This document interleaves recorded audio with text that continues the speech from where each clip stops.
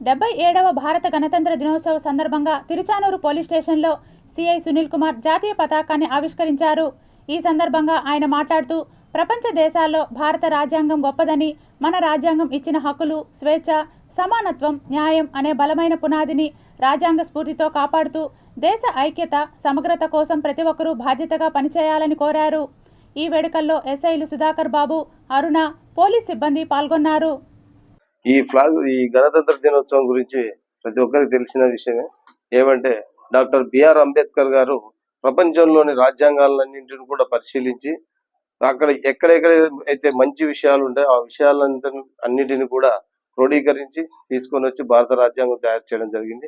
ఈ రాజ్యాంగాలు ప్రపంచంలోని రాజ్యాంగాలన్నీ కూడా చదివి మనకు తయారు చేయడానికి 2 సంవత్సరాల 10 నెలల 18 రోజులు టైం పట్టింది. అంతకాలం సుదీర్ఘకాలం తిరిగి పరిశీలించి మన రాజ్యాంగం తయారు చేసినటువంటి గొప్ప మహనీయులకు ఈ గణతంత్ర దినోత్సవ సందర్భంగా కృతజ్ఞతలు